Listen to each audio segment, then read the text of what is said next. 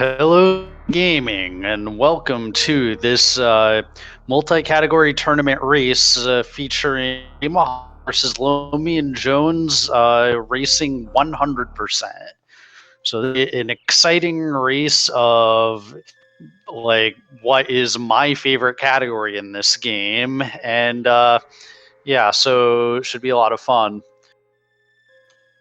We have so we have Gameaholic, who's a relatively experienced player. I probably look at the spreadsheet and see what the player's Hundo PB is. But Gameaholic's any percent PB is something around a 53, if I recall. And Lomion Jones's any percent PB is around a 101. Lomion Jones being a less experienced player, but still definitely a skilled player nonetheless. So both runners have readied, so we're just waiting for the gate to drop.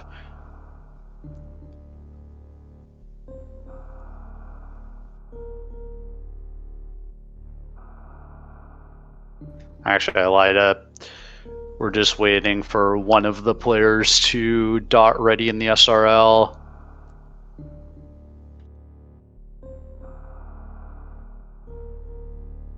So that gives me time to look up their Hundo PBs, or at least what they were when at the start of the tournament.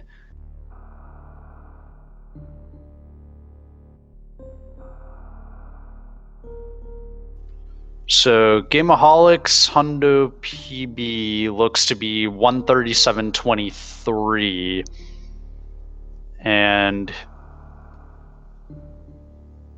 Lomion Jones doesn't have one listed on the spreadsheet.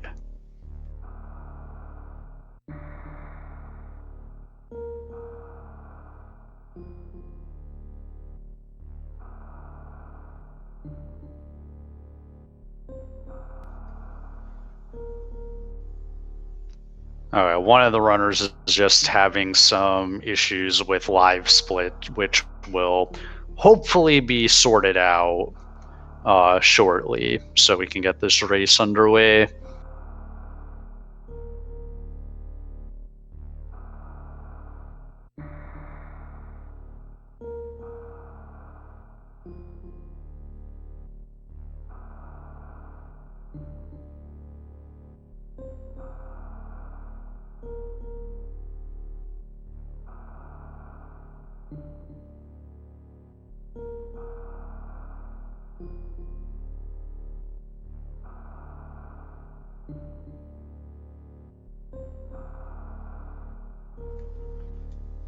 Yeah. So Lomion Jones is a relatively new player, but he's been doing a lot of the any percent races recently. He's been doing a lot of randomizer recently, so he definitely has the skill set and is definitely improving very quickly. So yeah, I don't see a hundo time listed for Lomion Jones on their board, but I anticipate this should be a fairly fun and interesting race, and interesting to kind of see the strat choices that the runners go for.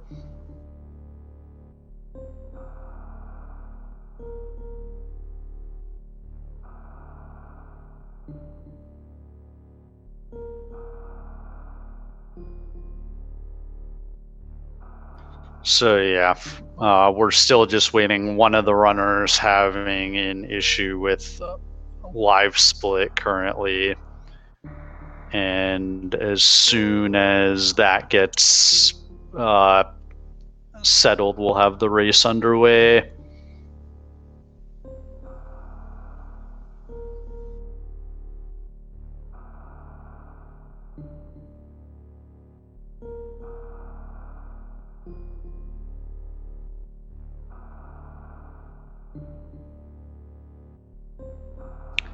Yeah, they're saying they're good to go in the SRL chat.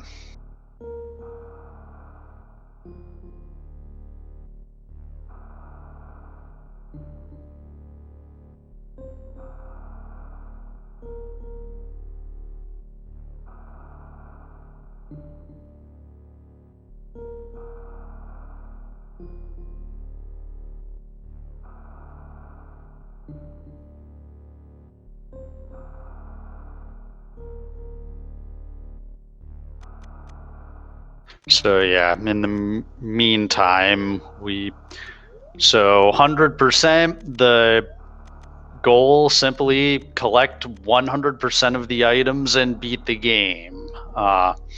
Relatively straightforward. If my eyes did not deceive me there, I see Gameaholic having Moonwalk turned off. I'm not sure what Lomion Jones's preference is. But we'll find out fairly shortly in the climb room if he chooses to do Moonfall. And the race has started in SRL, so now we're just waiting for stream delay to catch up, and our runners should be off shortly.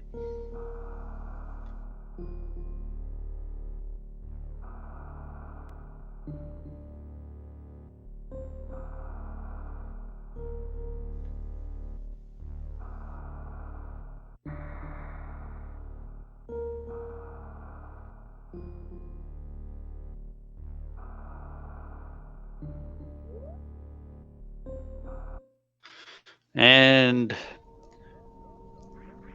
yep, and the runners are off. Gameaholic with a successful elevator room. Lomion Jones landing on the last platform. Not a big deal. We'll lose him a couple seconds, but this is a very long category, so there's a lot that can happen. But series is the same as it is in basically any category.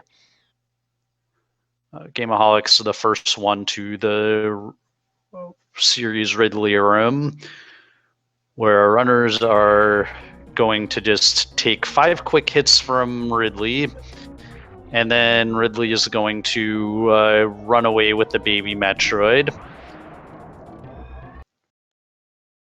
And now our runners are going to have to escape series as quickly as possible.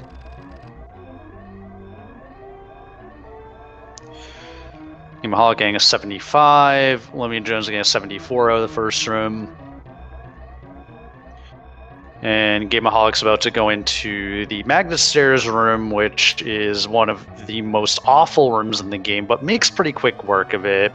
Lomion Jones gets hit by 1 steam, but not a huge deal.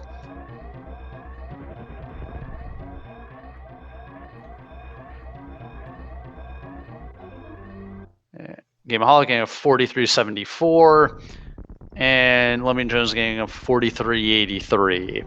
So decent series times. And now we have a cutscene, one of the very few in the game. But yeah, this is a very long run. We are going to be seeing 100 item fanfares from each player. So we get to look forward to that, but also get to look forward to a lot of really cool movement in this category. There's so many really fun strats that I can't wait to see these runners attempt.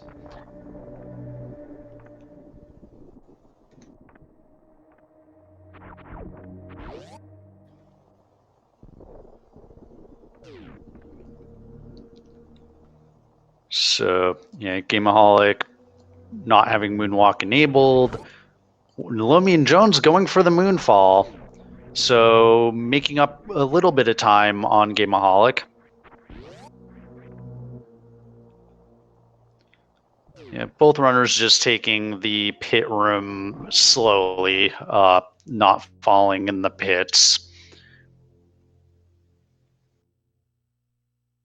And so our runners are about to collect their first item, and that is Morph Ball. So they are now at 1%.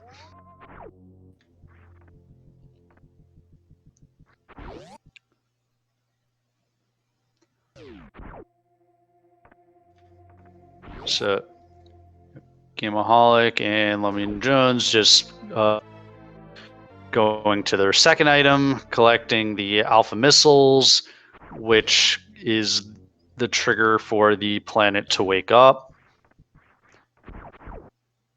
Both runners going for the Mock Ball, leaving Alpha Missiles. And Gameaholic is the first back to the elevator.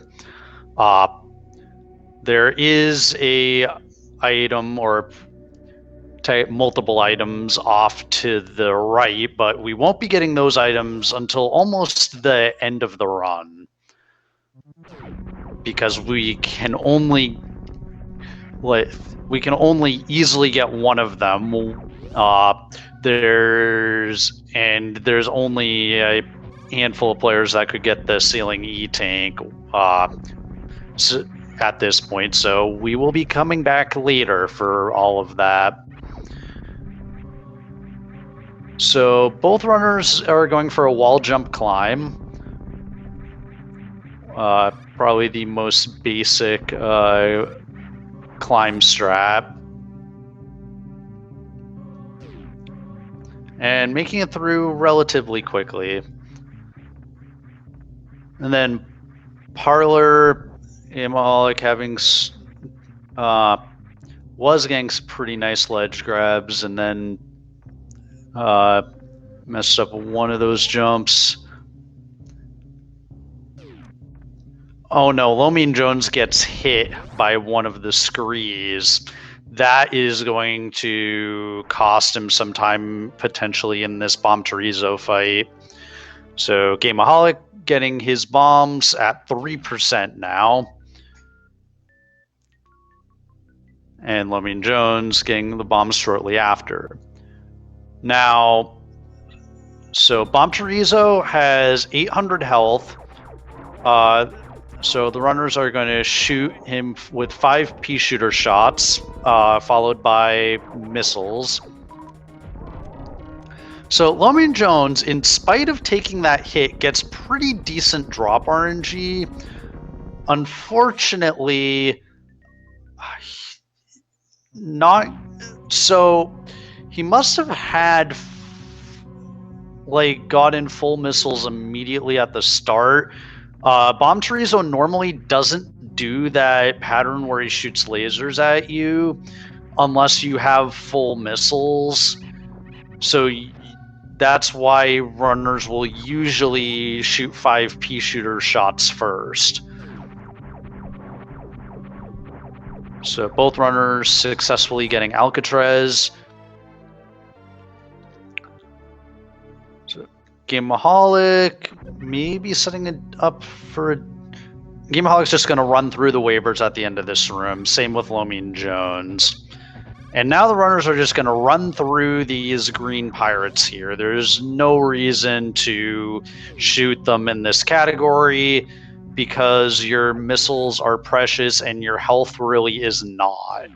At this point in 100%, because you're going down to Kraid first, your health is expendable to a degree. So now both runners are going to set up for the normal early supers mock ball.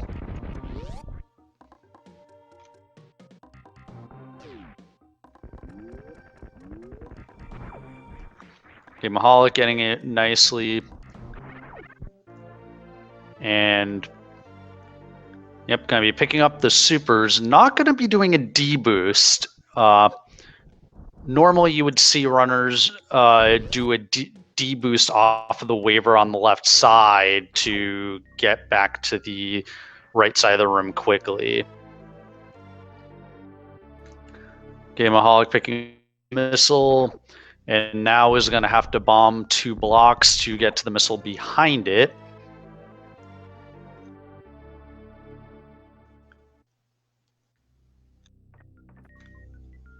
Yeah, Lomion Jones in mid-morph picking up that missile pack, and Gameaholic picking up the first reserve tank of the run.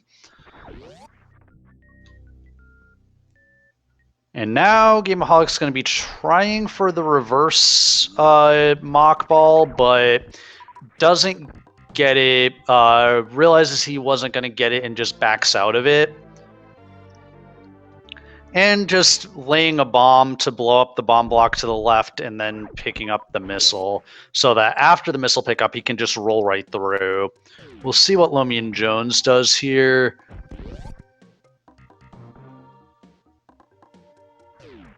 Yeah, it doesn't quite do the same thing. I was wondering if one of the runners was going to try to do the turnaround quick drop there, which is a really swag strat if you can get it, but neither runner going for it. So now next point of variation, we'll see if either of the runners go and grab the missile pack before charge beam or if they put it off until later. Looks Gameaholic is going to get it on the second pass through Burn Star. It is technically faster to get this missile pack later.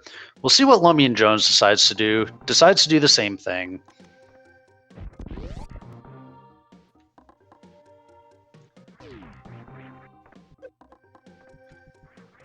Gameaholic not getting the mock ball but gets the backup mock ball.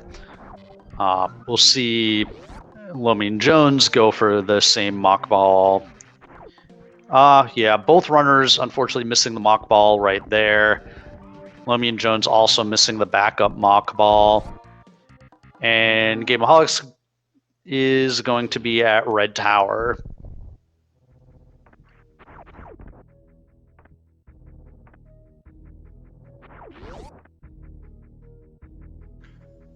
Choosing just to fall on the right side of that room and set up a jump inside the room.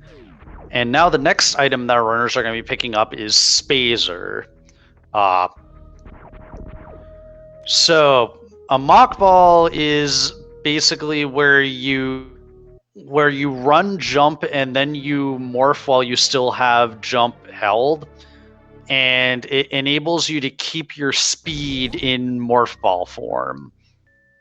And you're going to be seeing plenty of examples of it through the course of the run.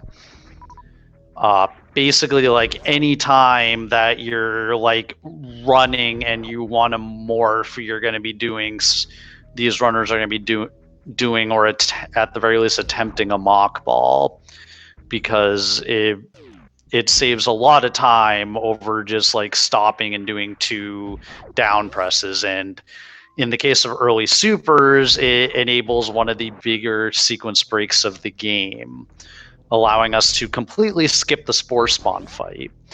And we'll see that in this category, we can still get Spore Spawn supers without having to fight Spore Spawn. But we'll see how that happens in about a half hour.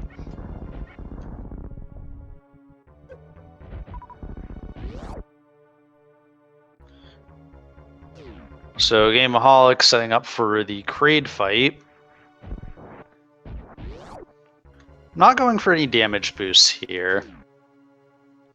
A lot of runners will choose to do a damage boost. I like to do one off of the bug at the beginning of this room, but a lot of runners will do it off the spikes. Gameaholic going for the charge quick kill and nails it. Lomion Jones looks to be setting up for the missile quick kill based on the fact that he's positioning at the right side of this platform as Gameaholic picks up his Varia suit. And unfortunately, Lomion Jones missing the quick kill, so we are going to be seeing the second phase of the Kraid fight.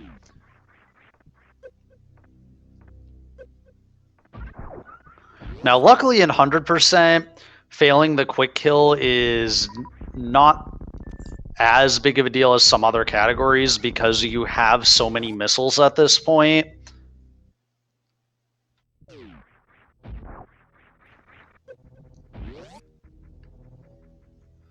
Gameaholic making it up through the warehouse of Kraid's Lair.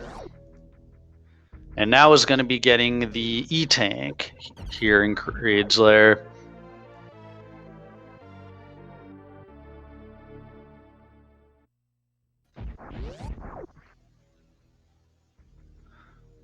Lomion Jones looked like he was considering a damage boost, maybe decided he didn't like his health situation or something.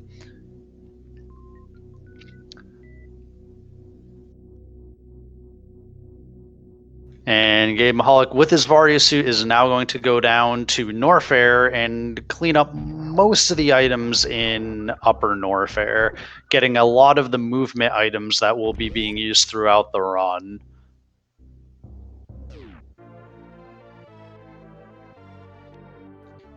So one other interesting thing to know at this point is, okay, so now both runners have a little bit of health in their reserve tank. There's going to be a point in Wrecked Ship, Lomion Jones showing that elevators can be really trolly in this game. As Gameaholic picks up his high jump boots. So there's a certain pixel window that you need to be on the elevator for the game to consider you to be on the elevator and cause you to actually go down it instead of just jumping. Lomion Jones also showing why Spazer can be really useful in Upper Norfair by being able to easily kill the Nova and open the door. In any percent, missing that Nova can feel really bad because you have to kill him with a charge shot or a missile. But in 100%, you have Spazer to make it a lot easier. Gameaholic not forgetting the first missable item of 100%, which is this missile in the lava. It's easy to just like muscle memory over that if you're used to other categories.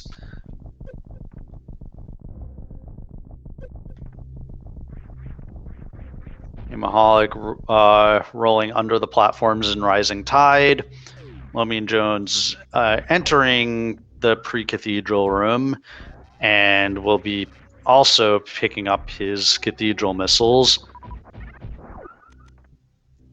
Oh no! Lomion, go back! Lomion Jones missing the cathedral missiles and is going to have to go back for those at some point. Hopefully he remembers, because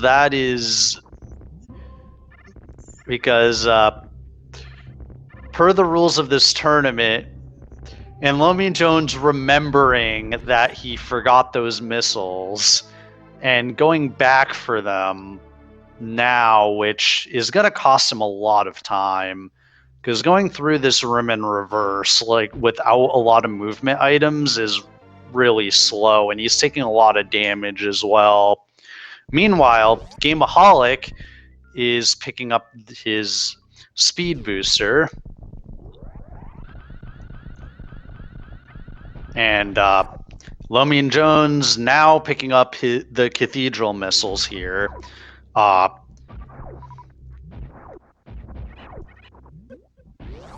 And Gameaholic having like basically perfect ammo and health at this point, is set for basically through Wrecked. Well, I won't say through Wrecked Ship, but it depends on what our runners choose to do at this point. So now Gameaholic's going to be heading to get Wave Beam.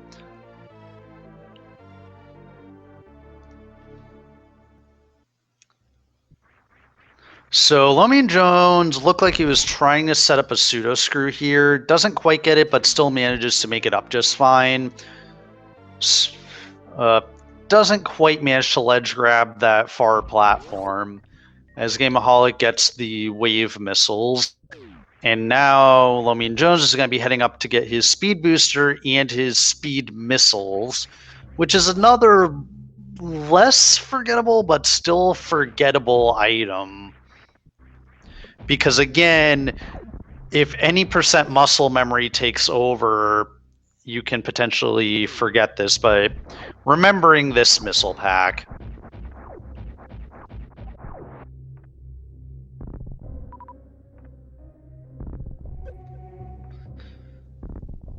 And so now Gameaholic is either going to go down to Crocomire or back to the business center and going to go down to Crocomire.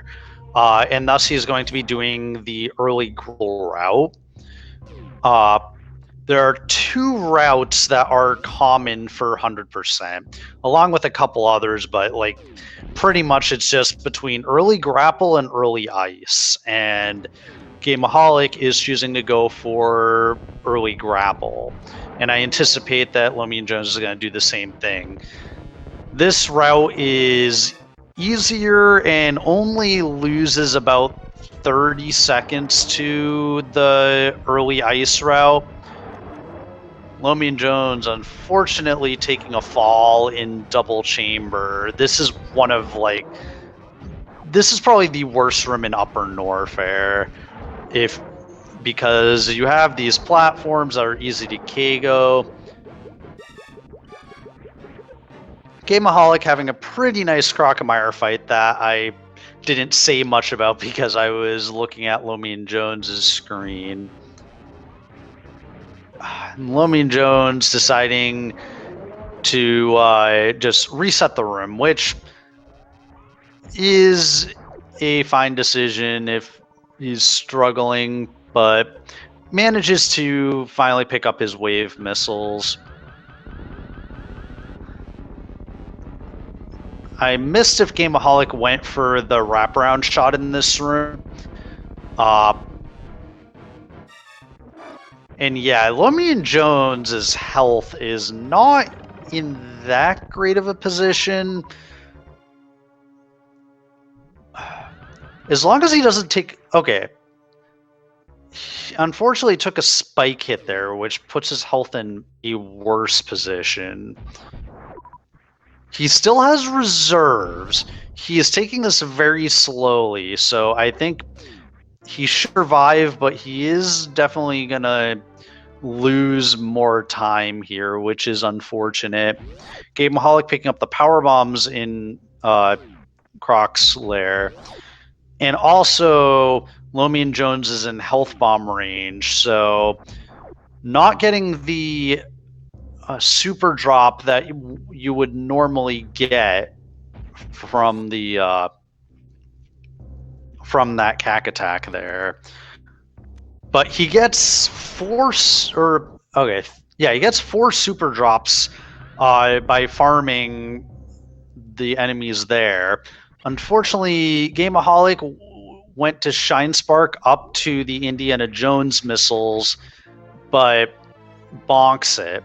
But then just decides to just do a jump, and he manages to get the Indiana Jones missiles on the second attempt. Lomion Jones in his Crocomire fight.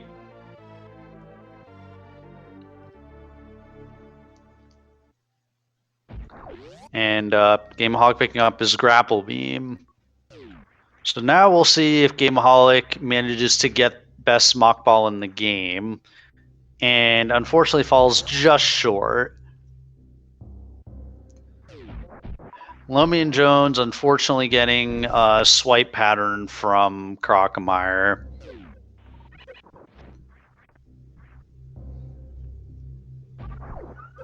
Crocomire not being that nice, but Lomion Jones needs to be careful of his health, but does manage to make it to this E-Tank. So finally, Lomion Jones gets to breathe a sigh of relief as Gameaholic picks up the cosine missiles. And I think is going for a damage boost, but unfortunately takes a bunch of damage. Is going to farm off of these gamuts. Choosing to farm up here instead of farming up in the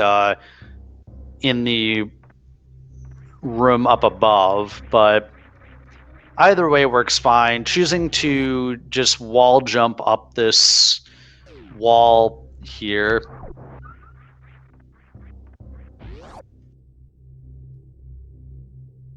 And Gameaholic is leaving Crocomyre's lair.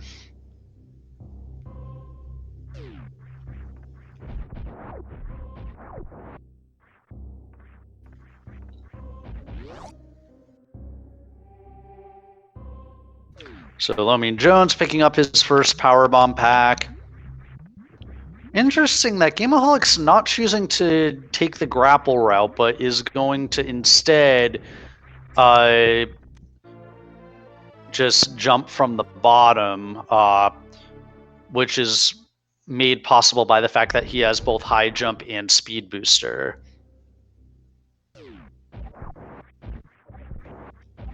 I do think that grappling is technically faster, but it may be that just randomizer Gameaholic's more comfortable with the jump than he is grapple beam.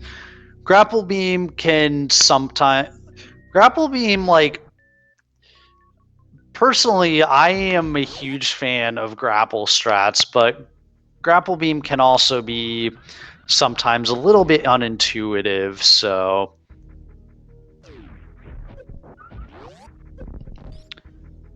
Gameaholic unfortunately bonks the Alpha Spark, getting a and Lomion Jones also just barely short on best smock ball in the game. So Gameaholic's going to be doing his red tower climb. Lomion Jones just short on his ledge grab.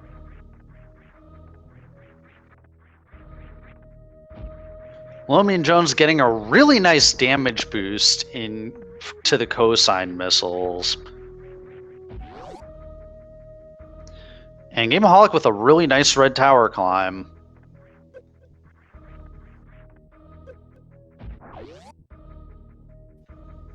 And deboosting through Hellway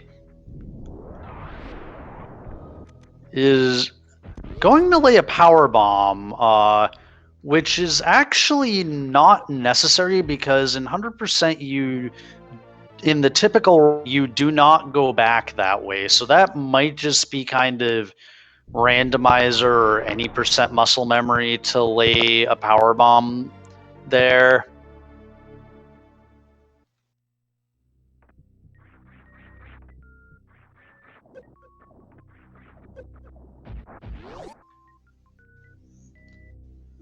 Gameaholic missing his first attempt at the exit damage boost, but getting it on the second try.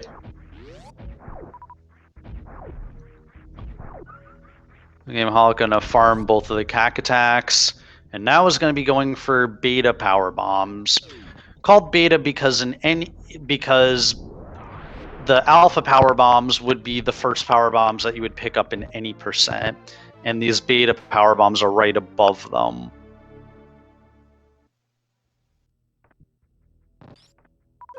Now is going to probably go for a damage boost to exit.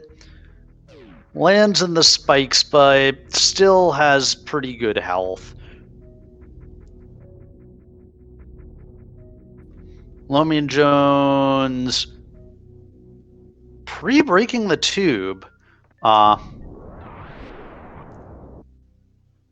which I think, yeah, is interesting. It means that he won't be able to do Alpha Spark, but if he wasn't planning on doing Alpha Spark anyways, I mean, it might very well make sense.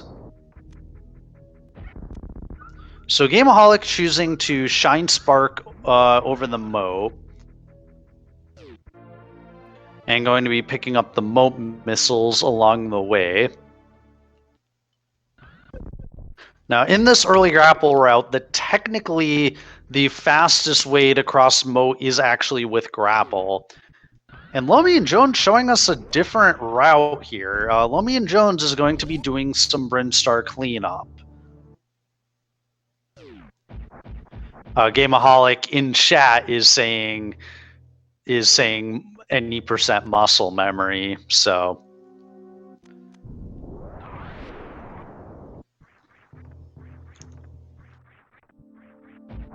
But yeah, we have some actual route divergence, and I mean, this is definitely a valid route.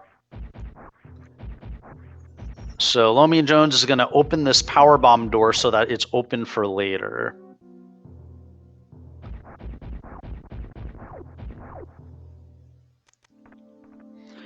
Interesting, not going for waterway yet. And is instead setting up for the Spore Spawn skip. As Gameaholic, I presume, got his spooky missiles. The one missile pack that's open before you kill Fantoon. And now is going to start his Fantoon fight. He still has Spazer turned on, so he's likely to be doing Dopplers on Fantoon.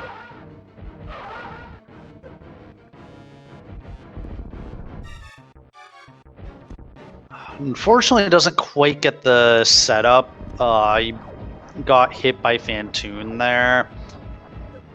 Lomion Jones with 0 power bombs.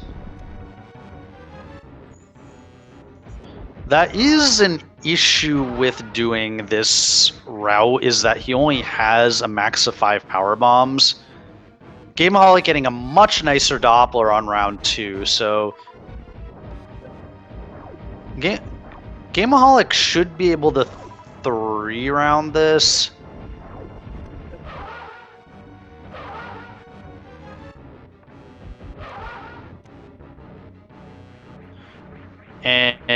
And yeah, still a very nice Fantoon fight. And Gameaholics has a really good super count, really good power bomb count, decent health. Should be set to go. Lomion Jones is going to have to farm for a power bomb here.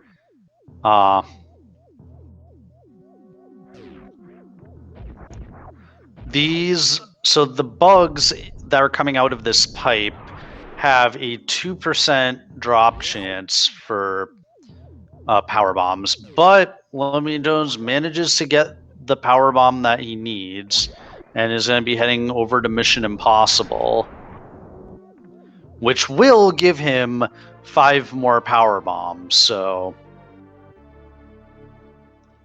that will help out.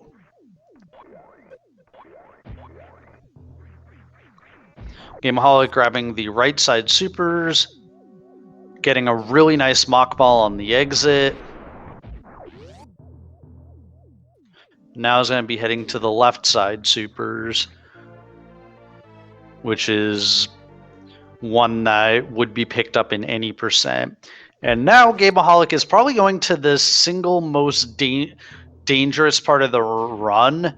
This is the part of the run where you are most likely to actually die. And it looks like Gameaholic is going to do a safety save here, which in a race setting, I think is a really good idea. If you're at all not confident about it, you might as well just take the 15 to 20 seconds to do a save. He knows he has a decent advantage at this point, and so he doesn't want to throw it away if he makes a mistake in this room. But he makes it through very cleanly.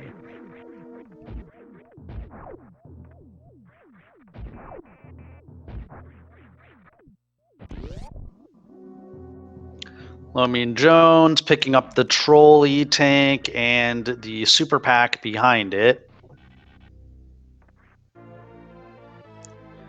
And Gameaholic making nice use of his grapple beam and picking up the wrecked ship E-Tank. So now Gameaholic has a... Now his health is topped off, but he's now kind of at the point of the run where health conservation is its most important. So eventually, Gameaholic is going to be looking to do a Shine Spark into a part of the game called Gauntlet, and he's going to want to have at least about 230 health for that.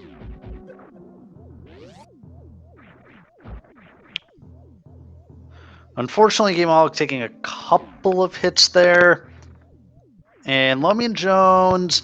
So there's a mock ball that you can do out of that power bomb pack that will allow you to not fall there. And it looks like Lomion Jones might have been going for it, but ultimately botched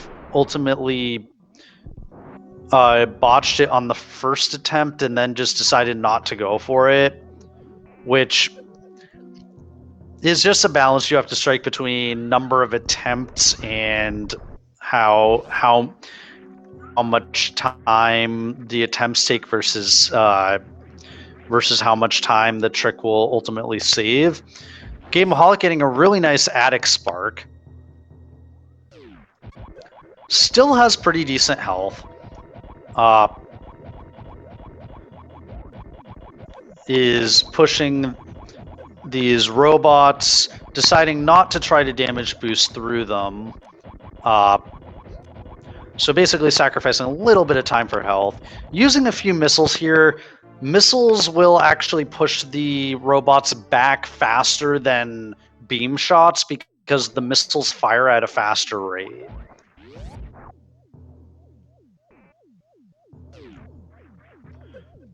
So Lomion Jones has cleared out most of the items in Brinstar and is now going to be heading to wrecked ship. Oh.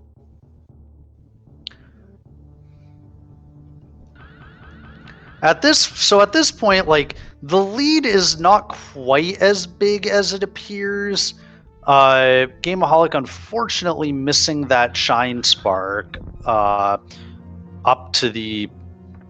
So he's trying to get a missile pack that is up in the sky here, which we usually refer to as the sky missiles.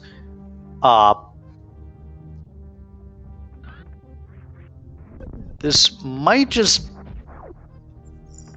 Yeah, so this might just be not like putting as much time into Hundu as other categories for Gameaholic, but he does eventually manage to get this missile pack. There's a specific platform that you can do a diagonal spark off of, and it will line you up right against that missile pack. Lomion Jones picking up his spooky missiles, and Gameaholic picking up the other missiles above West Ocean. And Lomion Jones is going to be heading down into his Phantoon fight. Also still has Spazer equipped, so we'll see. Looks like Lomion Jones is also going to opt for Dopplers. Gameaholic opting to jump across the spikes in Bowling Room is going to take 90 damage, and at this point his health is a little less than he would want to do the Gauntlet Spark. Lomion Jones missing the first eye open, but fortunately Phantoon is nice and gives him a fast reappear. So, and gives him a fast round too. Lomion Jones is getting really nice RNG from Phantoon. I was about to say, if Lomion Jones got 3 fasts in a row, like, that would have been insane.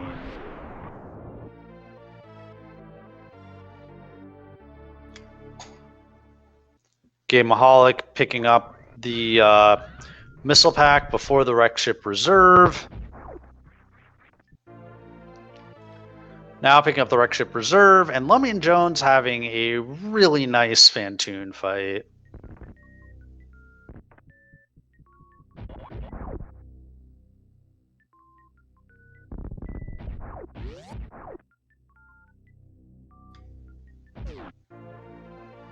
And Gameaholic picking up his gravity suit. And now Gameaholic has to remember the next forgettable missile pack, which is the missile pack below the ocean. And looks like he is in fact remembering. And picks up the ocean missiles. Lomion Jones laying that power bomb on the right side of the room and picking up the right side supers.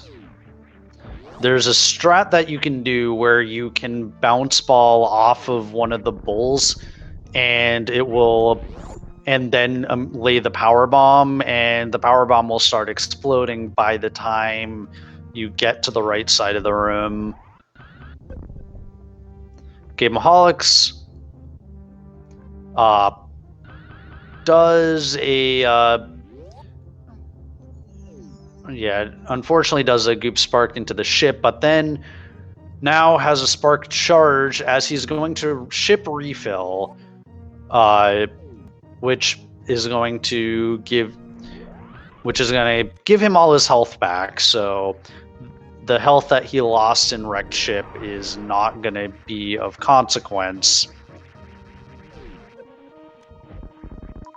So, I mean, one note is that Lomion Jones actually has more health than Gameaholic did going through Spiky Room of Death. So that is one advantage of Lomion Jones doing the Brinstar cleanup early, is that he has more E-tanks. And so you saw that he took a few hits in Spiky Room of Death, but he did survive with plenty of health to spare. Gameaholic setting up for the wraparound shot. There's about a 6-pixel window with Spazer to set this up, although he's having a bit of trouble finding where this window is. It's a little bit further back than he has been charging it.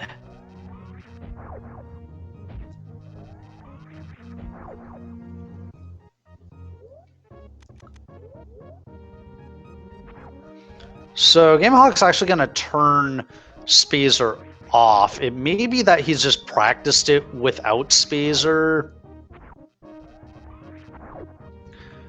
And again, Lomion Jones taking a couple hits in Spiky Room, but still has more health than Gameaholic did leaving Spiky Room of Death, simply because he's done the Brinstar cleanup earlier. Unfortunately, Gameaholic misses or doesn't quite get his Shine Spark off, but he's going to be a stutter short charge on this platform. So he's going to be doing a stutter and then tapping in a specific rhythm to get a Shine Spark charge in a shorter window than you're supposed to.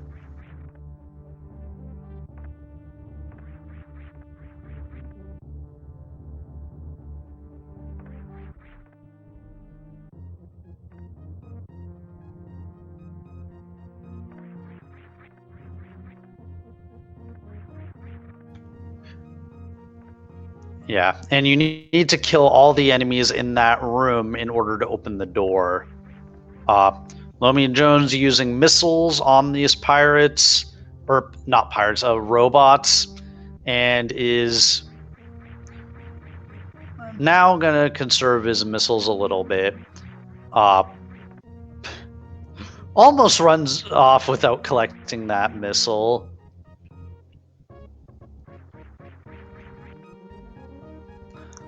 Yeah, looks like Gameaholic is giving up on the short charge and is just going to power bomb his way or regular bomb his way through Gauntlet.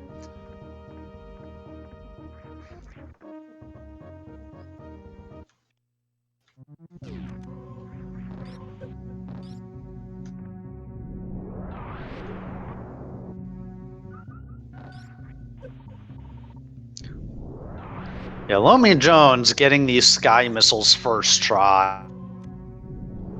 Just setting up the vertical spark in the right position.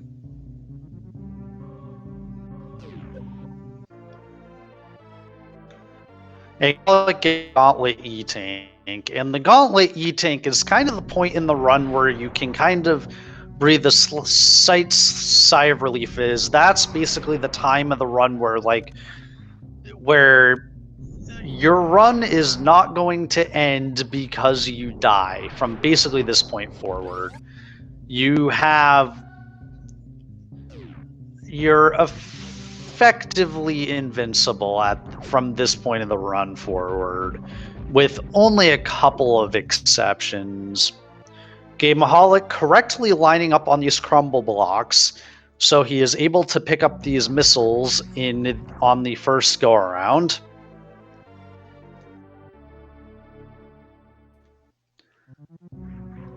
That is also a stressful part of the run.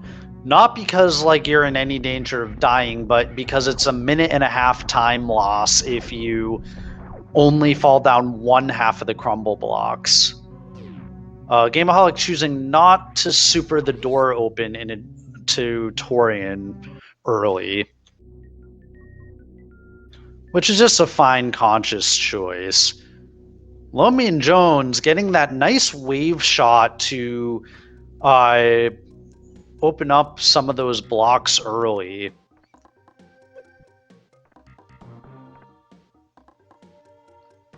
Now Gameaholic is going to be doing the Brinstar cleanup that Lomion Jones did earlier.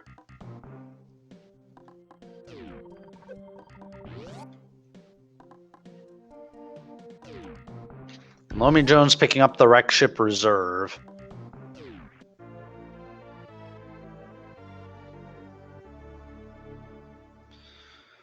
Unfortunately, Lomion Jones's health is not looking the greatest for Gauntlet Spark. He may also choose, or he will probably also choose to ship refill.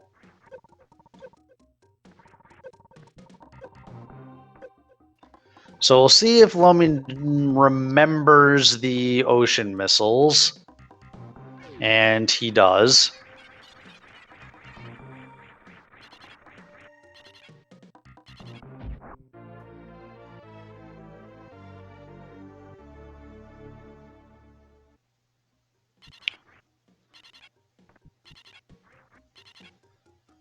Gameaholic setting up a second time for the Mockball of Edikuns and gets it. Is able to get out without falling back down the shaft and having to wall jump back up again.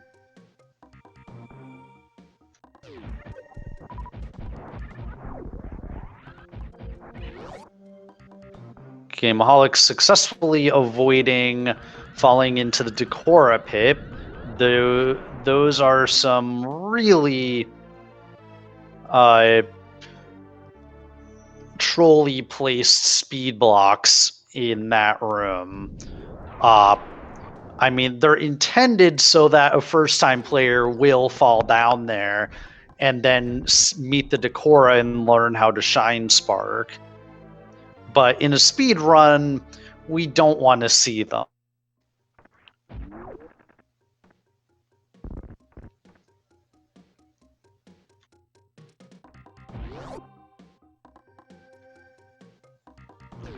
So Gameaholic not going for the Mission Impossible strat.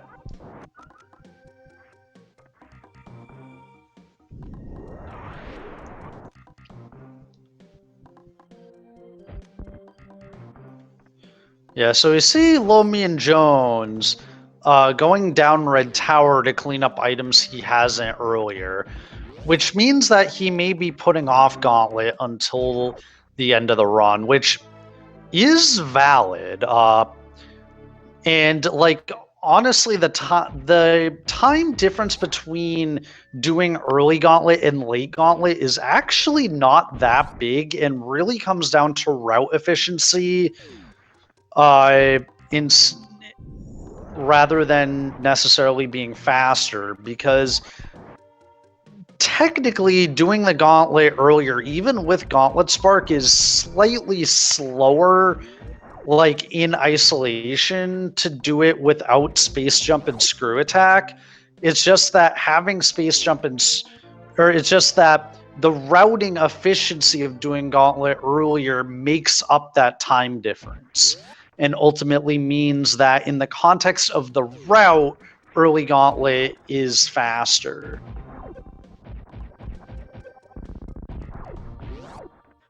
Gameaholic did not open the door before going into the E-Tank room there, so he has to kill the enemies a second time to get out of the room, and is now picking up the missile pack before charge.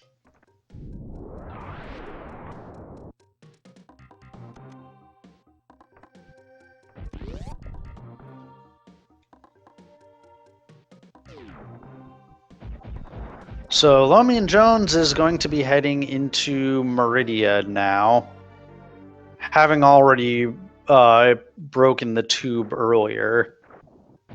And Gameaholic picks up Waterway E-Tank and is charging up a Shine Spark. Lomion Jones getting the Main Street Missile short charge on the upper ledge first try. Doing the short charge on the upper ledge, which, if you know how to short charge, like actually winds up being just a little bit easier than the intended way. Gameaholic opening up the door to Retro Brinstar with a power bomb, which we will be not seeing for about 25 minutes.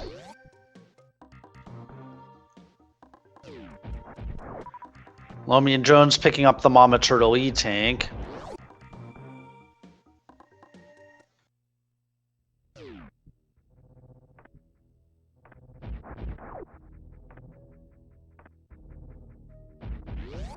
And now, having finished his Brinstar cleanup, Gameaholic is going to be heading into Meridia as well.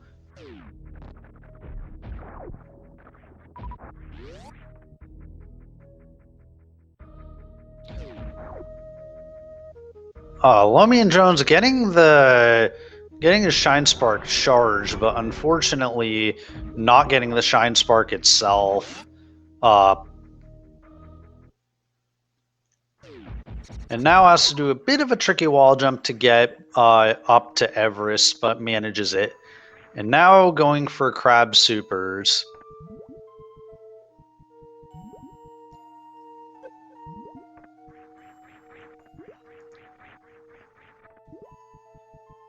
Gameaholic not getting the short charge on his first attempt.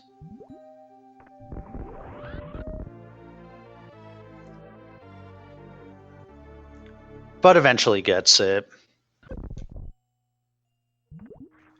Lomion Jones preparing to spark up Everest. Does his down press a little early on the first attempt, but gets a backup short charge really nicely.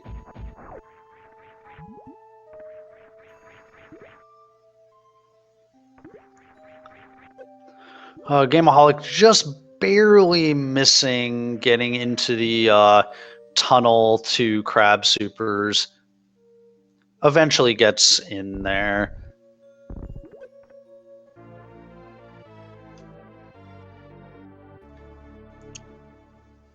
Lomion Jones heading to Watering Hole.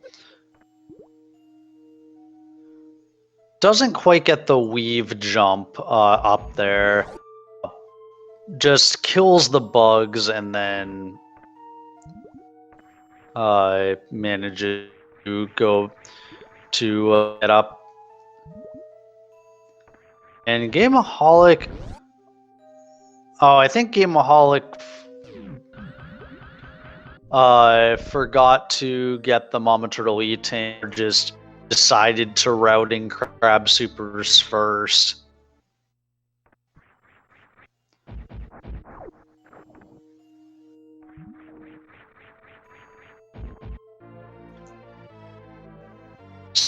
So now known is slightly ahead on our screens here, but I don't believe he picked up Waterway E-Tank, and Gameaholic has, so that will make up some of the... And also Gauntlet and Power Bombs.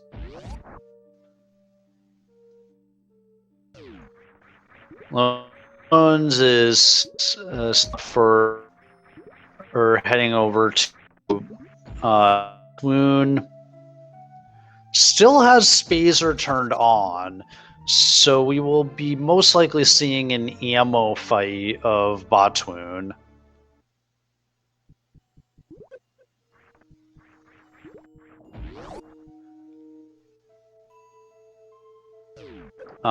Choosing to use missiles on Botwoon, which I personally find Botwoon to be really hard to hit with regular missiles, so I will always prefer to use supers or charge shots.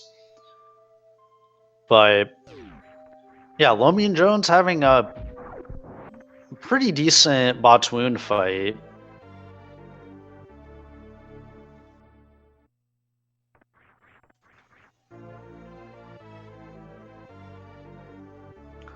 So Lomion Jones running right past the Botwoon E-Tank, which he will be picking up later. Not attempting the halfie.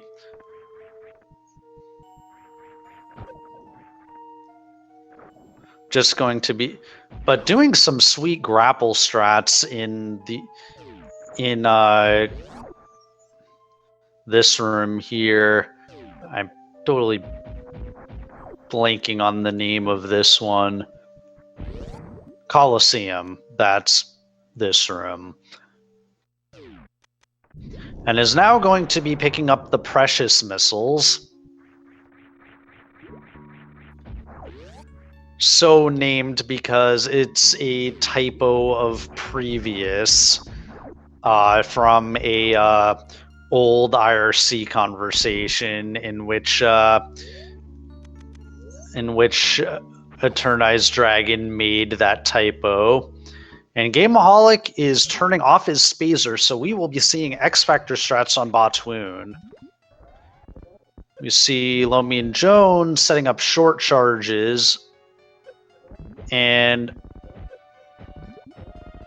it looked like that X-Factor was going to whiff, but it actually hit Botwoon like right as he descended downward, so that was a really well done Botwoon fight from Gameaholic.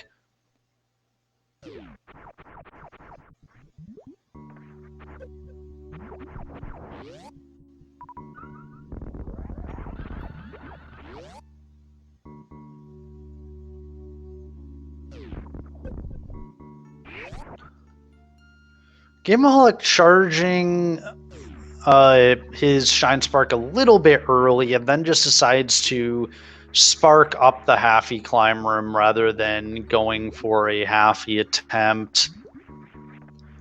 Lomion Jones finishing off the Dragon fight with supers.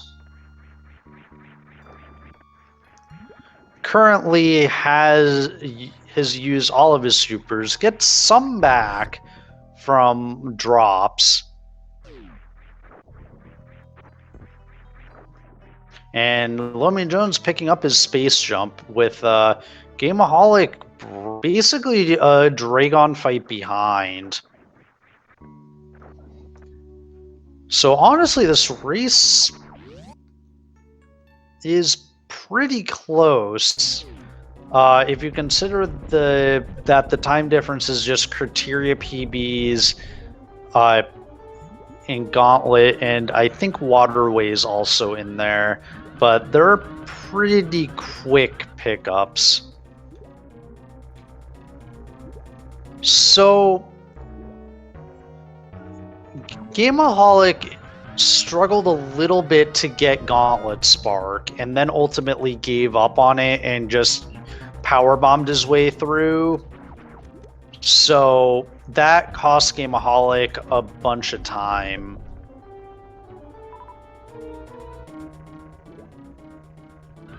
And that was on top of doing a ship refill. So I think that accounts for the time difference. And Gameaholic having a really nice Dragon fight. Looks to be going for a spike suit. Or made, it looked like was setting up for a spike suit attempt and then bailed on it.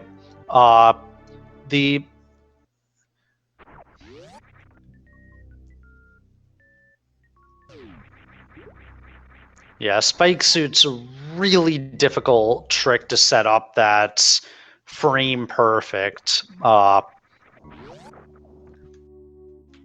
it's not even, and it's difficult in the sense as like it's like you have to hit the spikes and then do your shine spark input like exactly 9 frames later or something like that. So that's not the easiest thing in the world to time, but there are some people who can land spike suit very consistently.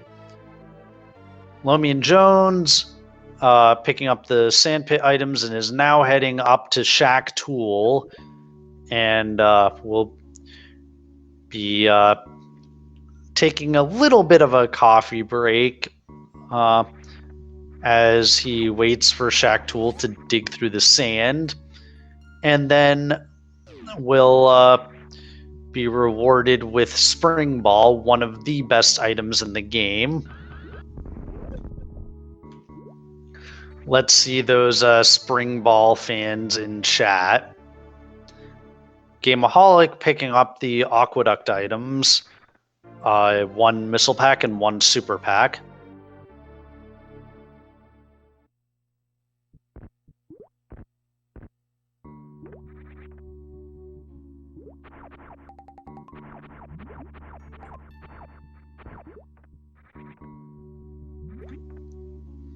And now Gameaholic heading down to right sandpit.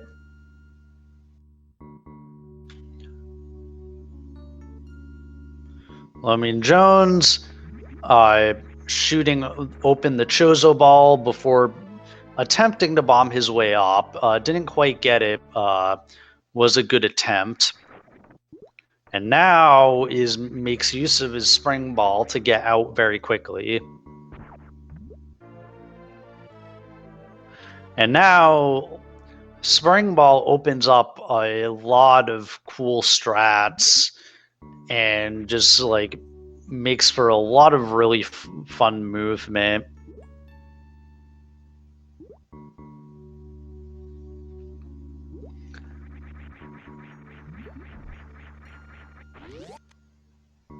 And now Lomion Jones is going to be heading up to grab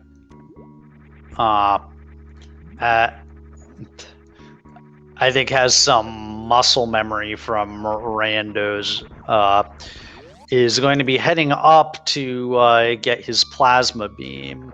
So this is kind of the reverse of what the any percent route would be, where any percent route goes through Cacatac Alley to get plasma beam and then goes down toilet to exit Meridia through those sand halls, whereas in 100%, we go through right sand pit and to Shack Tool, and then head up toilet to get plasma, and then we go in reverse through Cacatac Alley to get quickly back to Aqueduct so that we can get the left sand pit.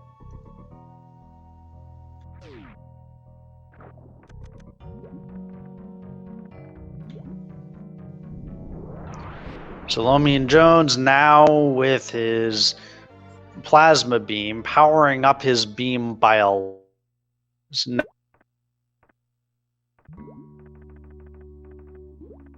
unlock the door to this room.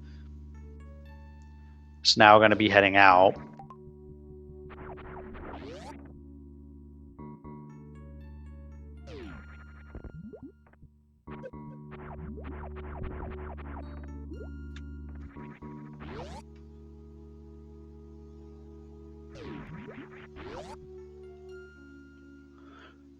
So now Lomion Jones heading down to Cacatac Alley.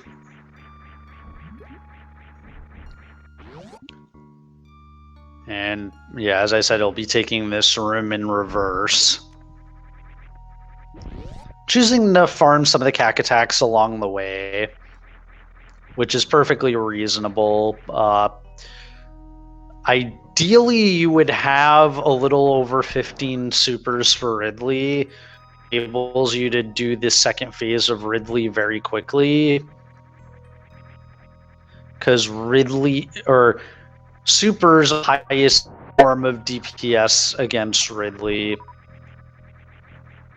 So optimally, you would do charge shots until Ridley changes color and then fire, actually I think it's 14 super missiles to finish the fight.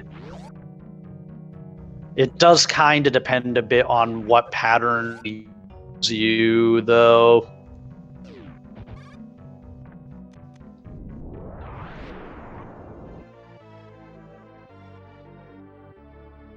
Now Gameaholic going to be getting his plasma beam, is laying a power bomb, which will kill one of the wall pirates so that it won't get in his way.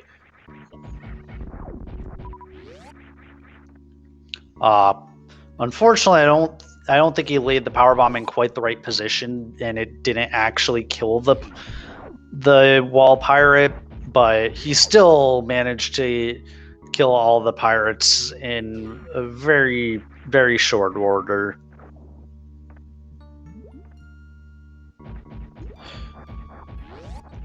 Okay, Lomion Jones making it over the right sand pit. I'll admit I was a bit nervous for a second. Falling in the right sand pit a second time would be a disastrous time loss. And now with his spring ball, Lomion Jones is going to make it up to these items very quickly and easily.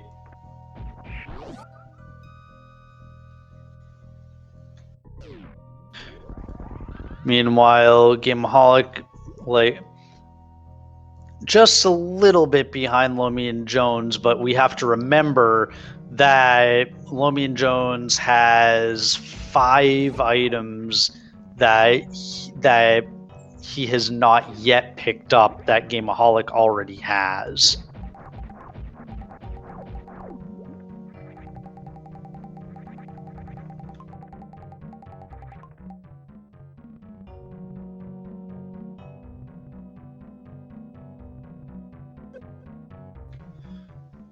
And Gameaholic also making his way into left sand pit as Lomion Jones exits Meridia and now needs to remember to get the Kraid missile. There is a missile pack in Kraid's lair that our runners didn't get on their first trip. Lomion Jones not getting it now. He has the option to get it later. After Lower Norfair.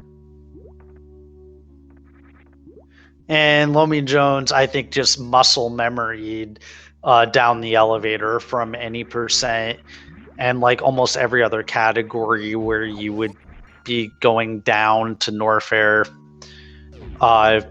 directly from Meridia. So is now so going back up the elevator.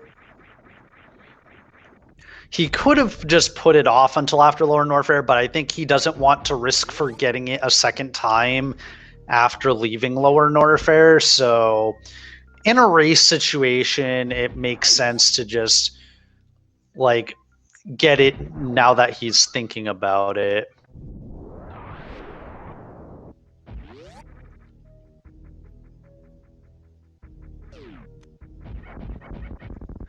I mean, memory is a very powerful thing, and like sometimes a very powerful thing for good, and sometimes a very powerful thing for that can just troll you. Especially if you're doing a category that you haven't put as much time into or haven't done recently. You can kind of get muscle memory from something like any percent that you've done far more recently. I mean, I certainly know that I have been trolled by my fair share of muscle memory working against me. And now, picking up the ice beam, Lomion Jones has a fully powered beam with charge ice wave plasma. Gameaholic, not that far behind, will have the fully powered beam in about like at this point like 15 seconds or even less than that. Now Lomion Jones heading to the shaft missiles here, known as crumble shaft, because all of the platforms in that room are made of crumble blocks.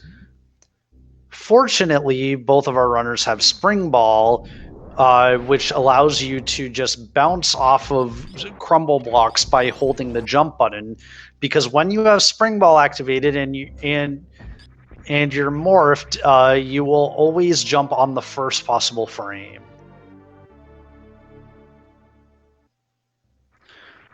So both of our runners just choosing this space jump across. Lomion Jones not quite going for the fast strat there, and unfortunately takes a fall into the spikes. It's just going to slow him down. It's not like at this point his health doesn't really matter, but it is a thing. These are like some small things that will allow Gameaholic to potentially catch up a little bit more.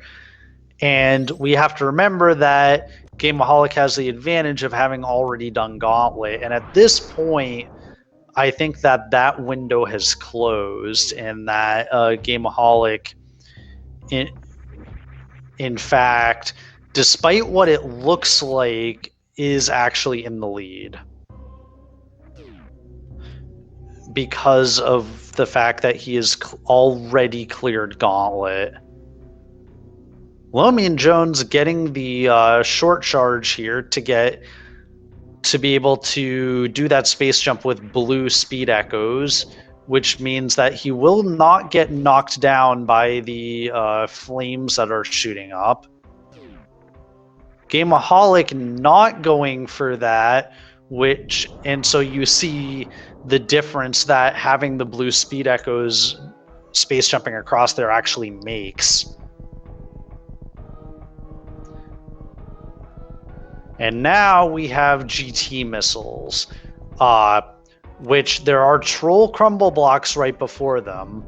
Lomion Jones playing it really safe, morphing, and is going to just bounce off the crumble blocks. We'll see what Gameaholic chooses to do. And Gameaholic also playing it very safe. Lomion Jones looking like he's going to be getting these supers before killing GT. Now, because he missed the first jump, is actually like GT still winds up lining up pretty much exactly where Lomion wants. We'll see what happens for Gameaholic. And Gameaholic gets GT lined up against the wall, sits in the sweet spot right on top of GT's foot, where there is not actually collision, and Gameaholic is able to just sit there and wail on GT. Gameaholic is setting up a Shine Spark here. I'm actually not sure whether it's faster to Shine Spark there or to just use Space Jump and Screw Attack to make your way up.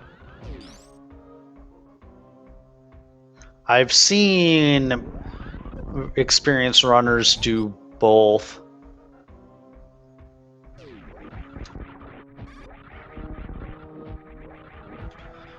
Gameaholic getting the nice fast pillar spark. And Lomion and Gameaholic both were on the same screen for a second, and picking up the Mickey Mouse missiles. Gameaholic missing the platform a couple times. Oh no, Lomion Jones fell through the crumble blocks there. That is going to cost him about a minute.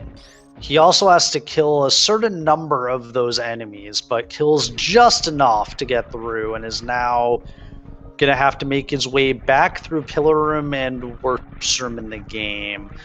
Luckily, because this is 100%, he has all movement items at this point available to him. It will not be that much time to get through there, and not that much risk in terms of losing health. At this point, I'd say Lomion's health is maybe a little bit lower than he wants it to be, but it's still very survivable. Lomion has done a lot of any percent, and this is about the health that he would have at this point in an any percent runs. And in any percent, he would not have screw attack, so this is definitely going to be fine.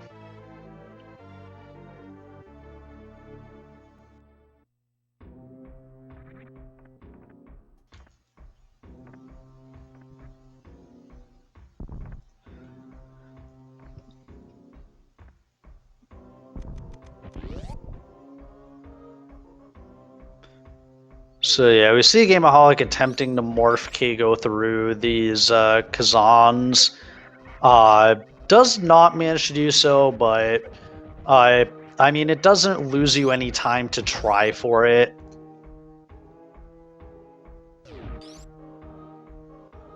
So Gameaholic going for the fast strat for the Metal Pirates, doesn't quite get it, winds up deciding to reset the room because failing it put the Metal Pirates in a disadvantageous position, but gets a nice one shot on the first pirate and the second pirate. Getting one shots on both pirates is really impressive.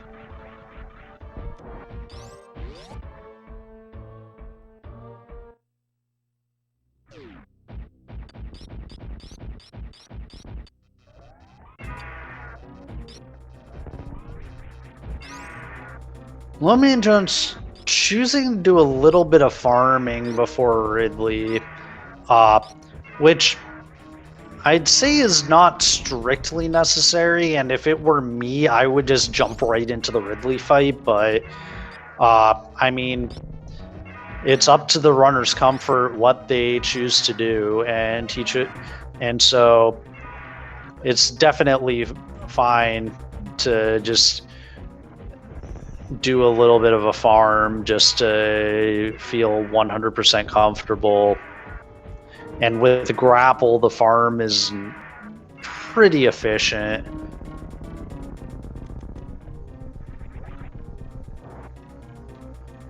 Gameaholic getting a really fast Ridley fight with mostly supers, so yeah, really well done from Gameaholic.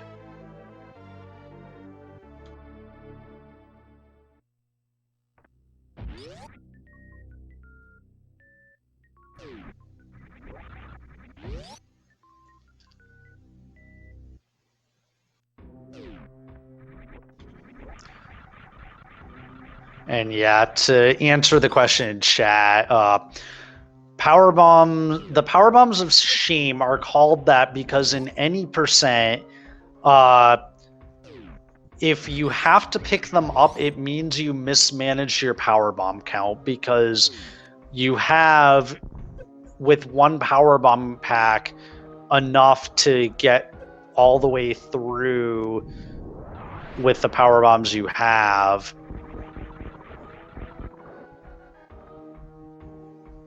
Gameaholic getting the nice reverse Kago through the Kazans.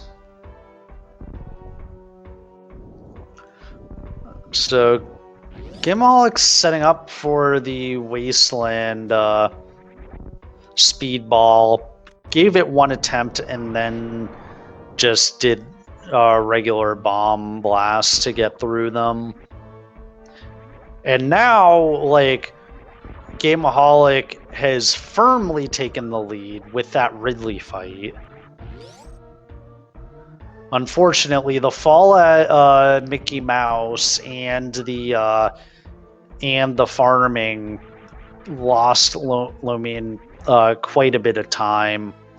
So, having just picked up an E-Tank, our runners are going to be heading to pick up another E-Tank.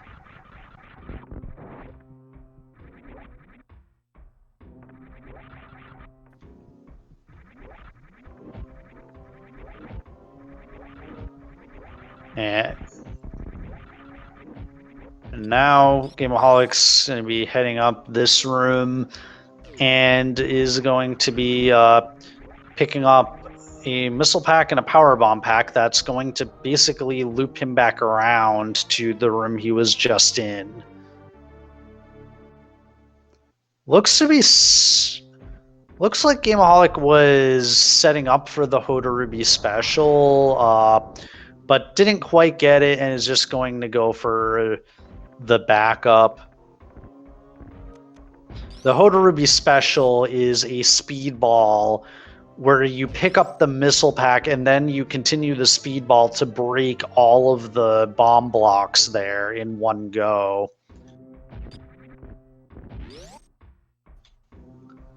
And we see simultaneous item pickups, with Gameaholic just being one item pickup ahead of Lomion. And at this point, there's like no worry about health at all for the remainder of the run. With 13 E-Tanks and with Screw Attack, these pirates are gonna, or the Key Hunters are gonna be no issue, but our runners also have to remember to pick up this missile pack below the Three Musketeers, referred to as the Franker Z missiles.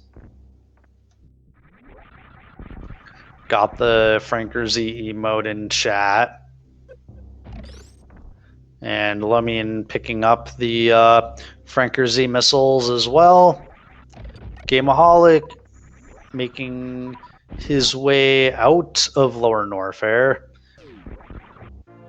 And now has to clean up a few last items in Upper Norfair. It's going to collect 2 missile packs and a reserve tank in this area to the left of Bubble Mountain.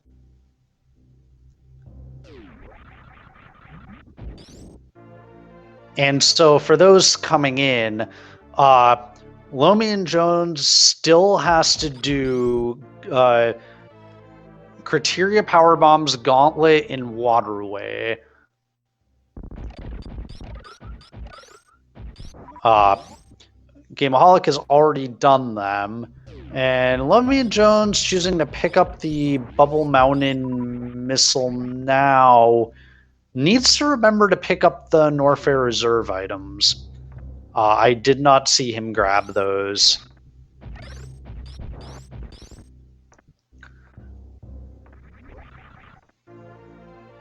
Gameaholic, I think, was going for a damage boost off the waiver. Didn't quite get it. Okay, I think that might have just been a conscious choice by Lomion to get the Bubble Mountain missiles first.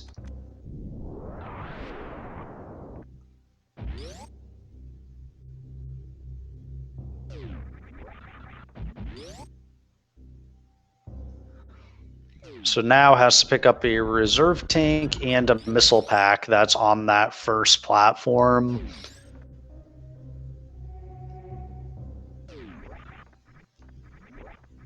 And Gameaholic is done picking up items in Norfair. Has completely cleared out Meridia, completely cleared out Norfair, and only has some Brinstar and Criteria items left. The next thing he's going to be picking up is X-Ray,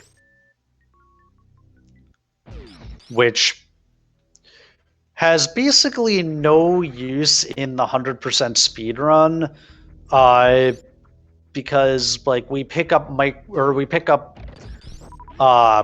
Plasma Beam too late for it to really be of any use for Microwave. There's only one use of X-Ray, which would be to prevent a soft lock and stand-up glitch. But other than that, it's just something we just have to pick up for the 100% definition.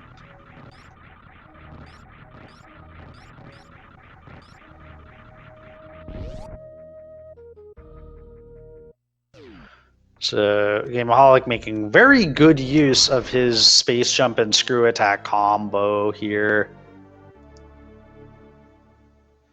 as well as his spring ball.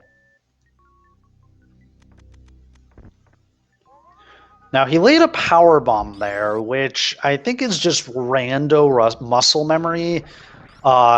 In randomizer, you often want to check that item before you commit to picking it up, which is why you'd lay a power bomb in randomizer. But in 100%, that power bomb just works against you because you want those gates to be down when you come back through.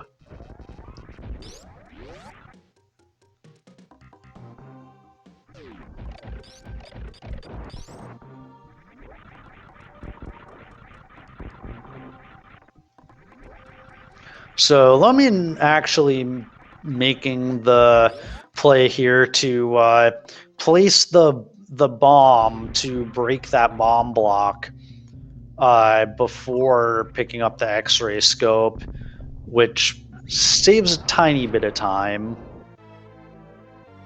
Gameaholic going for a speedball, gives it one attempt and then gives up on it.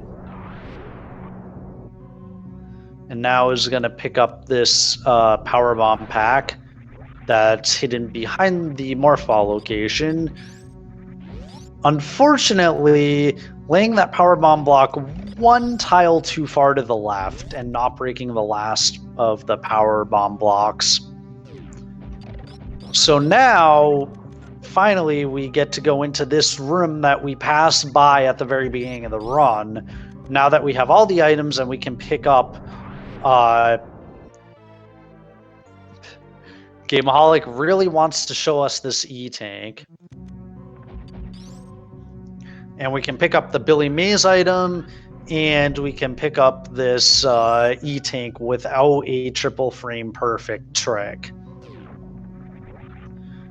Gameaholic choosing to spark up to Billy Mays.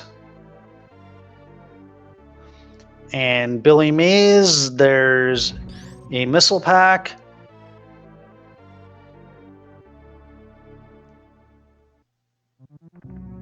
But wait, there's more. There's a second missile pack. Lomion picking up the waterway E-tank. And now that's the last of pink and green Brinstar that Lomion has cleared.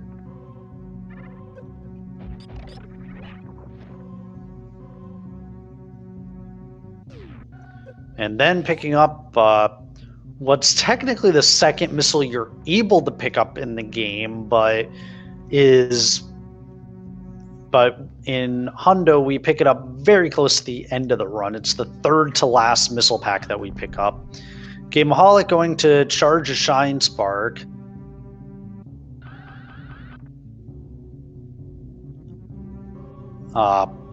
Is going to Goop Spark into the platform, but basically he is going to be attempting a Shine Spark through the old Mother Brain room, clearing out most of the pirates and then allowing him to get to the left side of the room very quickly. Unfortunately, he did not jump before he sparked, so he sparked right into the first pillar. So he just has to shoot through those pirates normally, which isn't too big of a deal. But we can see now that Gameaholic has 225 missiles. He has all the energy tanks. So now is going to be heading to pick up Climb Supers.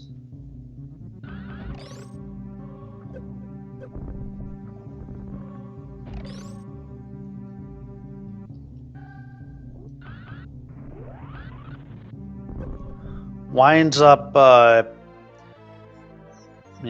unfortunately getting a Goop Spark, trying to freeze those Bouillons, but still manages to freeze them and get it on the second attempt. So yeah, nicely done by Gameaholic. Lomion accidentally going back into that morph tunnel. And now Gameaholic picking up the 230 missiles and demonstrating exactly why we call it the 230 missiles. Because after he picks it up, his missile count will be 230, and it will be clearly visible because his missiles are completely full.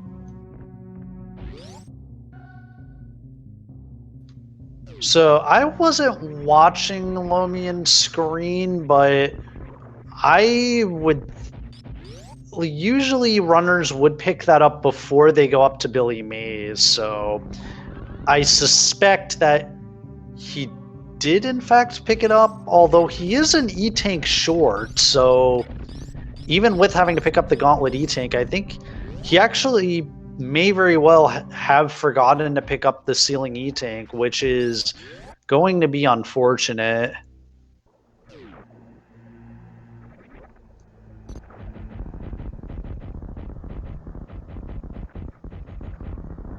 And Gameaholic is at G4 with no, as far as I can tell, has not forgotten any items.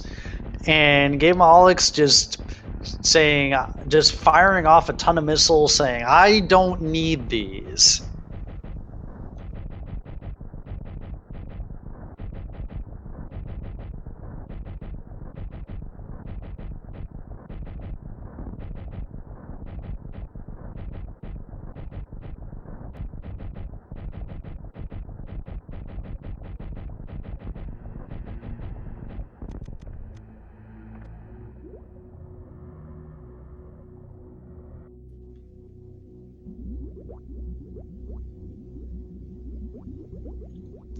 And Lomion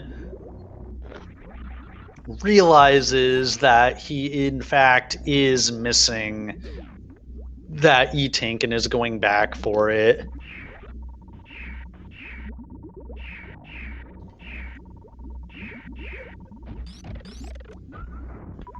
Yeah. Gameaholic grouping these Metroids in room 1.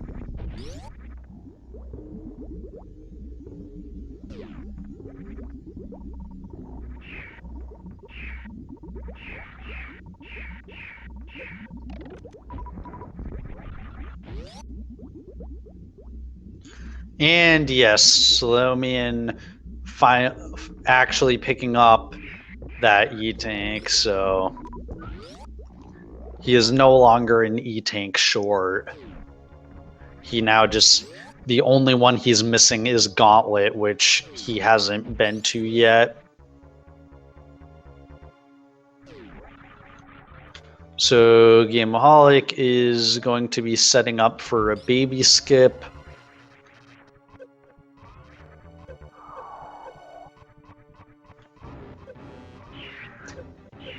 Although, judging from his position here, he is taking damage, so it's possible he may just not be going for baby skip.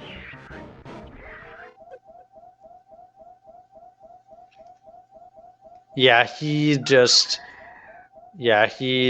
not to go for it, which is fine.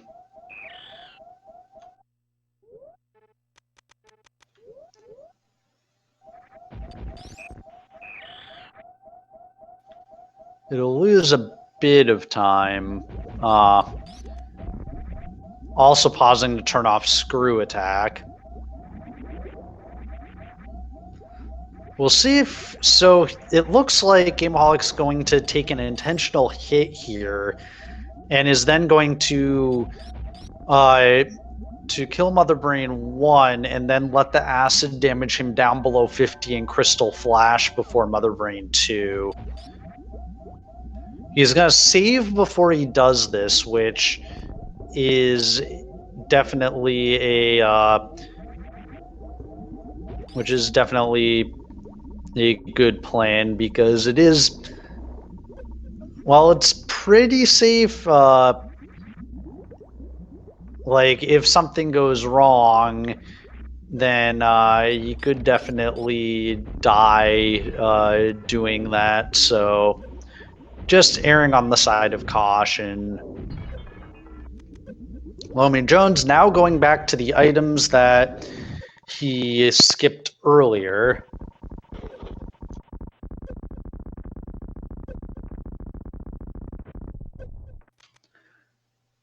Picking up what should be his last power bomb pack.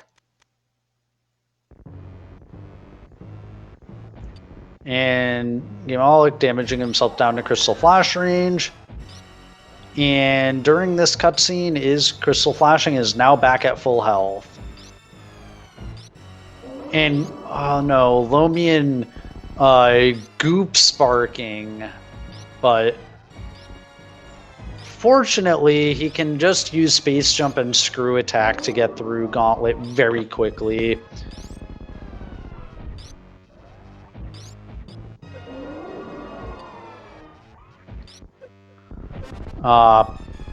Getting grabbed by a yapping mob, but that is of almost no consequence other than a bit of lost time.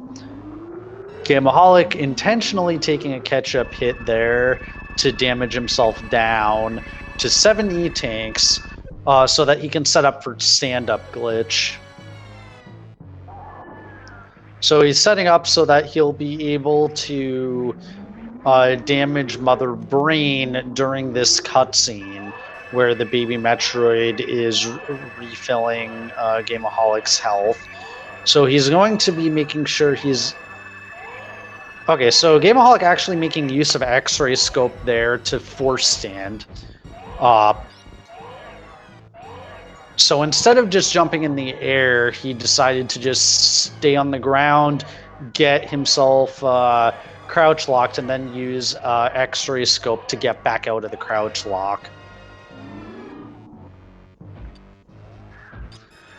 So, stand-up glitch, if you have between 700 and 800 health, the game, and when you get damaged down, the game lets you stand back up when you're ordinarily supposed to be just crouch locked there during the cutscene, and now Gameaholic's able to jump and shoot charge shots into Mother Brain and actually do damage to Mother Brain 3.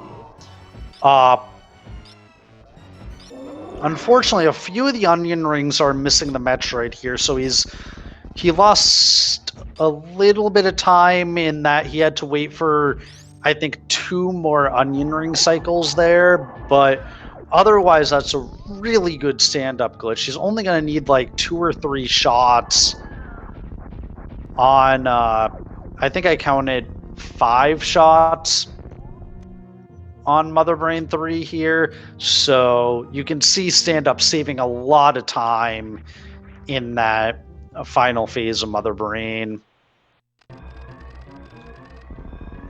Gameaholic just like making some good use of that X-ray.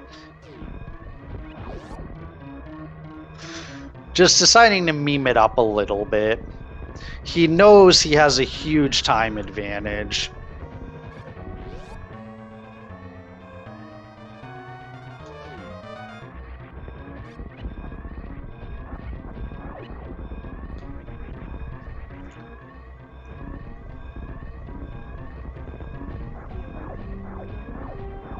So now making his way up Leodoc's room.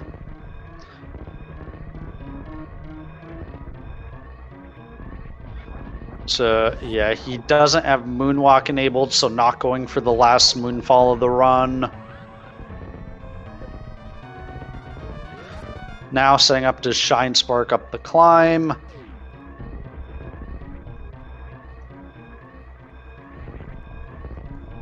Now going up Parlor,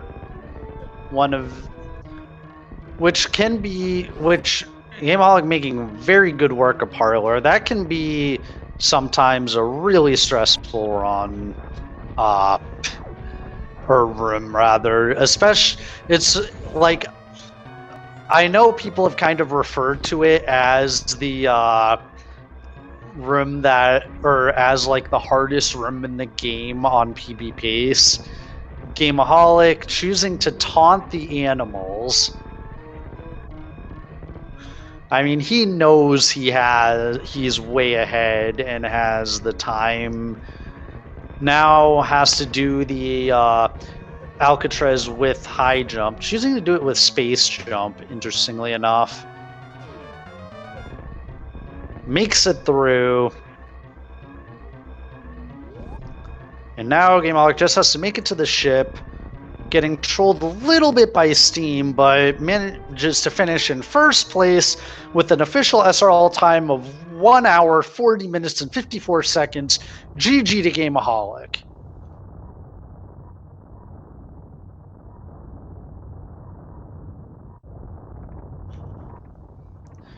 And improving his SRL race PB by 13 minutes and 48 seconds.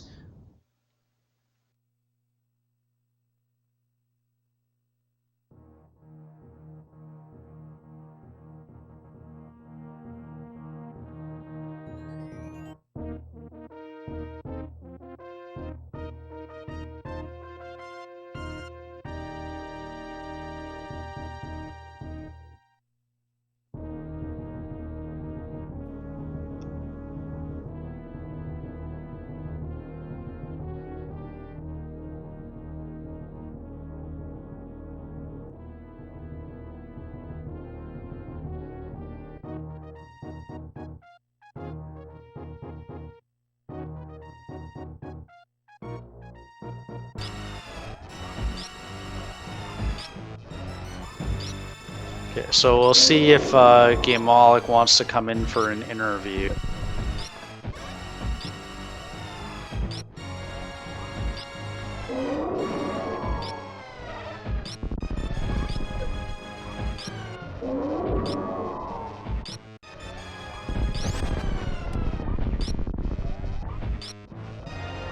Meanwhile, Lomion is on Mother Brain 2 in the catch-up phase, which in this category lasts all of 5 seconds. And Lomion is not going to go for stand-up glitch.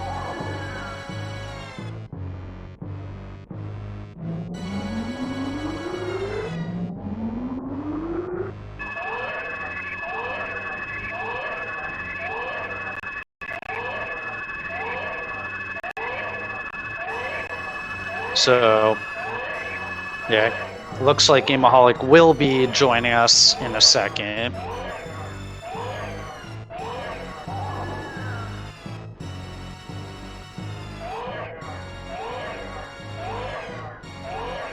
But yeah.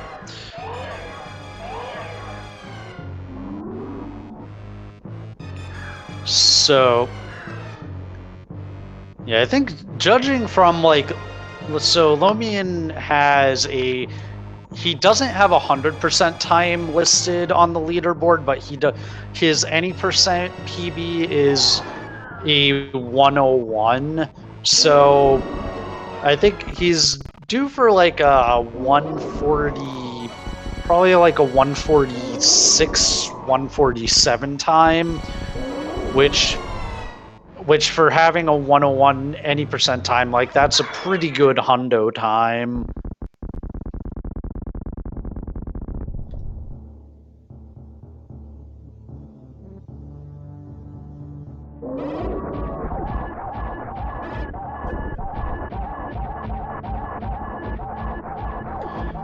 Now, Lomion on Mother Brain 3 is going to be doing a full Mother Brain 3 fight because he did not attempt stand-up glitch.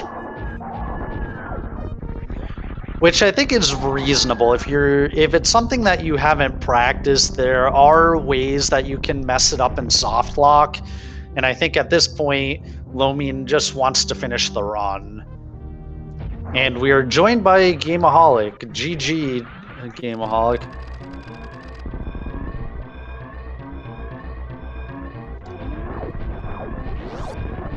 I think you might be muted.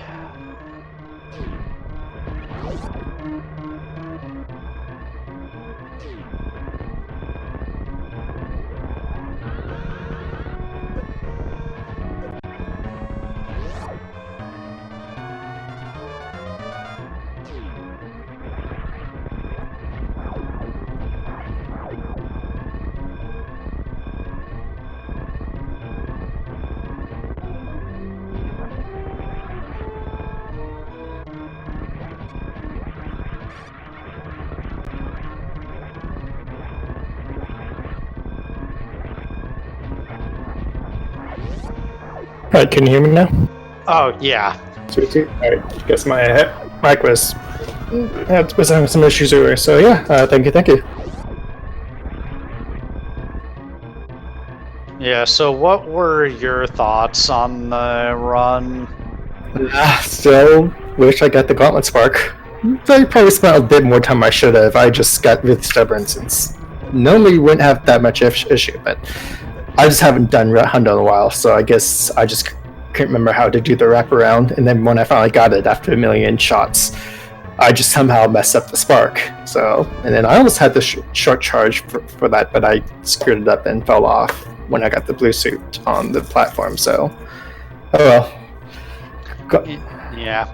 That's one of those things that just like takes a bunch of practice. That just like takes practice, and if you haven't practiced it in a while, like it's somewhat precise. And with that, Lomion finishes in second place with an official SRL time of 1 hour 46 minutes and 38 seconds. GG Lomion. I will say I was watching the race, and let's see. But he did felt before the Mickey Mouse, like we were pretty close. I know he was missing some items, but I did spend way too long doing Gauntlet and with Space Jump and whatchamacallit. And with Space Jump and what's Screw Attack, like even if he messed the Gauntlet Spark, which I wasn't able to check because I was focused on my run, but even if he missed that, Space Jump and Screw Attack would definitely make the spot faster. And also the backside gauntlet entry would have been faster too, since I was just busy power bombing all those sections. Yeah. Unfortunately, Lomion lost some time to. He almost forgot the cathedral missiles, and he almost forgot the Brinstar ceiling tank. So he had to go back for those. I am kind of lucky. I did it as a joke, as a meme, to have all my splits on every single item, but this actually helped me keep myself from forgetting items, since I was just staring at the splits and doing it by hand. Yeah. Yeah, I mean, I think it's definitely a good thing to do if you don't run Hundo a lot, to just, have all of the items on your splits, because then, as long as you're looking at your splits, you're not going to forget anything. I don't do too much Hundo myself. I just did it just to mark it off my checklist. But I did try to at least learn the basic routes, or at least the easy routes. Yeah. But yeah, I'm trying to figure out what else.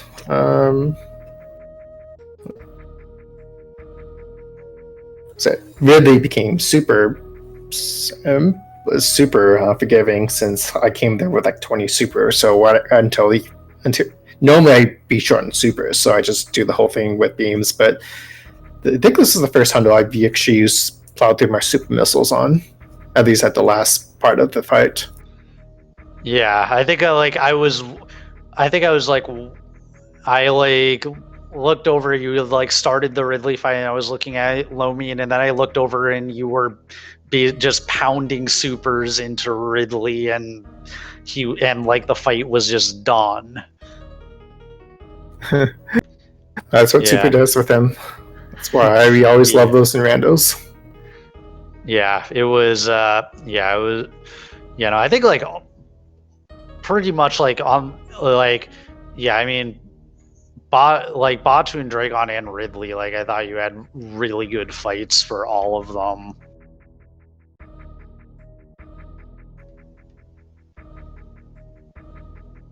Yeah.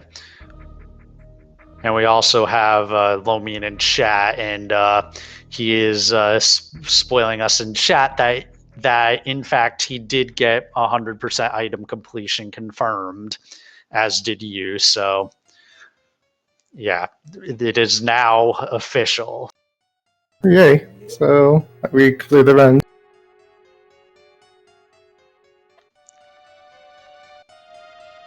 So yeah. Mm-hmm. Oh yeah, a good game is Lomion. Didn't get a chance to read chat since I had the windows closed for a sec.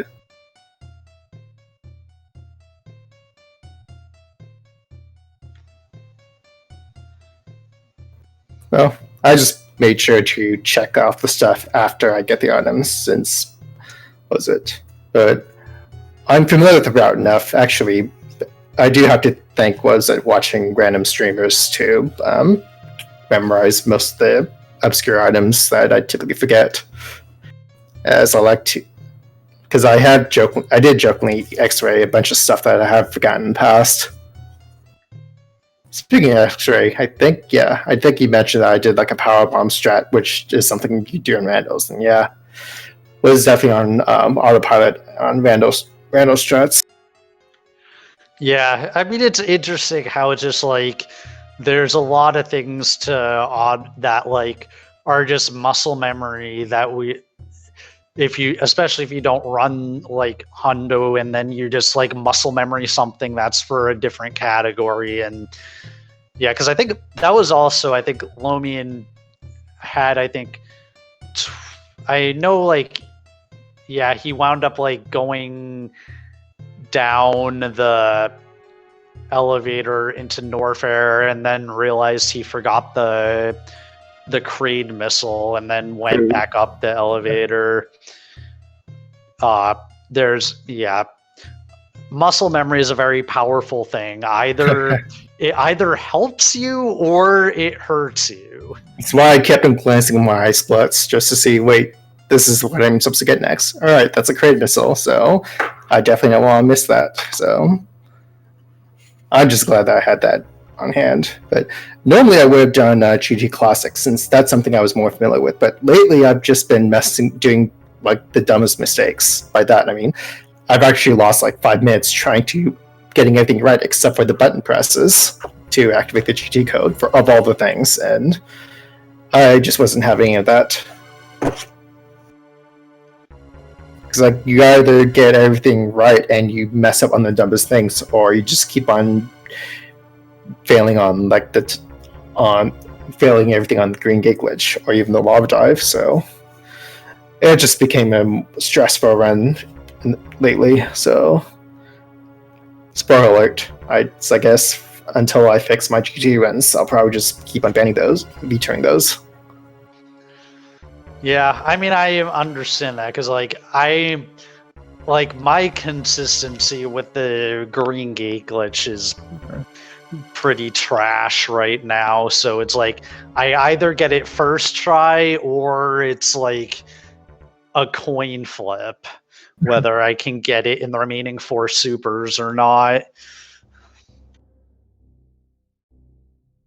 Yeah. Well, and that, like I said, just want to shout out to say good game, Lomion. Definitely looked pretty clutch for like the first half for most of the game. So, and I know I think you're doing a slightly different route, but I'd say we still were pretty. I'd say we were pretty close for the most part. So at least we looked close. So the race definitely looked pretty hype. So thanks for an awesome match, and also thanks for a great commentary. A link. Yep, no problem. And yeah, I guess like one last question is like, so yeah, I guess like next week the categories are like, I guess you've already talked about GT Classic, but then the other 2 categories are RBO and any percent all bosses. Well, I love RBO, so give me hope. Although I wasn't able to convince my last opponent to do it, so hopefully the next one will, since I really love that category. But I can understand people don't like it since it's super volatile. Personal PV barely means a lot unless you're one of the top runners who are super consistent. Since the run can just go south at any time. So, but hey, just want to shout outs if you like RBO and you're my next opponent, we should definitely shoot for it. Yeah.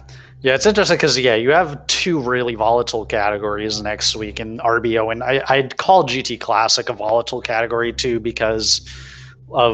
mostly because of the green gate glitch. Yeah. So, yeah, I mean, it'll be interesting to see. I mean, and it'll be interesting to see how much of those categories gets ran. All right. Yeah. What was it? I think. Well, losing my train of thought though. But I did try to sub 2-hour RBO before I even went for sub hour 80%. That's how much I was grinding RBO back then. Yeah. Okay, so any other thoughts? No, not at the moment. Just good race, and thanks for the commentaries. And please give Lomion and Link a follow if you haven't done so already, since they're pretty cool. Yep. So, yeah, and you should also give Gameaholic a follow. Yeah, give both of the runners a follow. And coming, so we have in progress on SpeedGaming 6, a 100% race of Hero 82 versus Maniacal, which should be really exciting, and I'm going to be heading over there right after this. And then tomorrow we have a ton of races. We have at 2 p.m. Lake Demon versus Diddy Kong. We have at 6 p.m. Galamaz versus White Mage Becky. That's going to be really hype. At 7 p.m. we have Polar Bear Bunny versus Magoo and Crocomeyer versus Simon Mache. And then at 8 p.m. we have also 2 races. We have Woody versus Richman 3MM. And we have Glossio Souza versus this 64-bit Link person. So, Yeah, so that should be. And then at 10 p.m., we have another exciting race, Toasty Muffins versus A Real Cutie. So a day of really awesome races in this tournament tomorrow. So yeah, looking forward to that. And with that, I guess see you next mission.